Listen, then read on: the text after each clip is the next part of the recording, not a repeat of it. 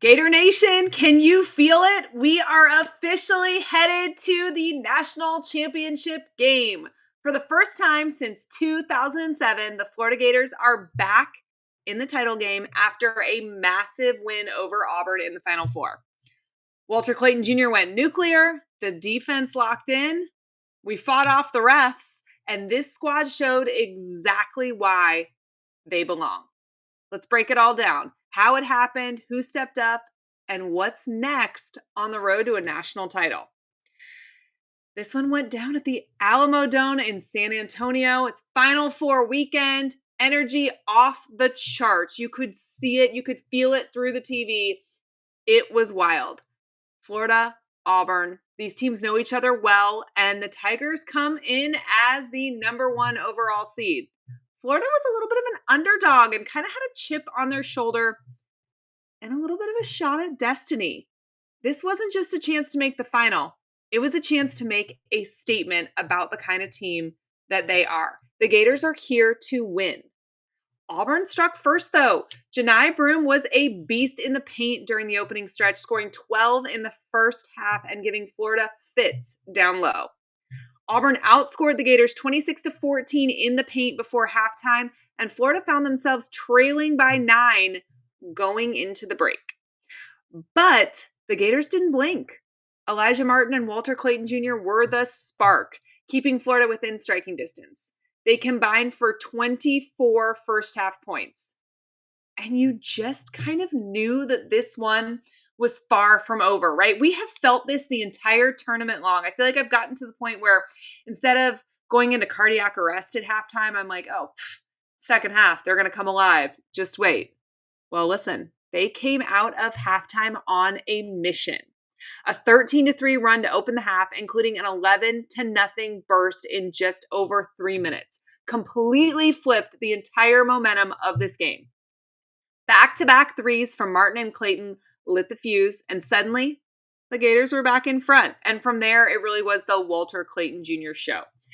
This guy is putting on a tournament performance for the ages. He dropped 34 points, hit 5 threes, added 4 boards and 2 assists. He was efficient, he was fearless, and honestly, he was absolutely unguardable.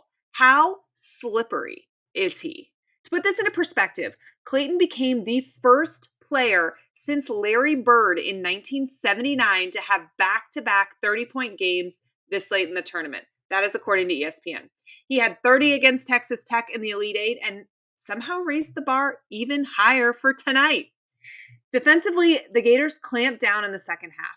Janai Broome looked basically unstoppable early. He was completely shut down late, though. Just 3 points in the final 20 minutes and 0 in the last 15. And don't sleep on Elijah Martin. He added 17 points, and 2 of his buckets were straight out of a dunk contest. You know that clips from those dunks are going to be making it in the One Shining Moment video after the national championship game. They were those kind of dunks. One slam from just inside the free throw line and the other in transition over not 1, but 2 Auburn defenders. The second dunk gave Florida a 3-point lead with about 5 minutes left. And they never looked back. In the final 4 minutes, Auburn made just 1 field goal. Meanwhile, Clayton went on a solo 8-3 run that just kind of sealed it. Florida locked in, stayed composed, and finished the job, winning 79-73. We'll do a preview before the game on Monday, but for even more coverage, make sure you're following BetUS TV for their March Madness coverage. I appreciate them so much for their support. Check them out on your favorite social media platforms.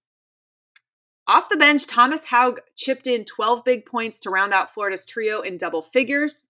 Everyone else, they did the dirty work. Defense, rebounding, hustle, and it paid off. And now Florida is headed to the national title game on Monday night, 8:50 tip. The Gators will either face Duke or Houston. That's going to be decided here shortly. 2 Giants.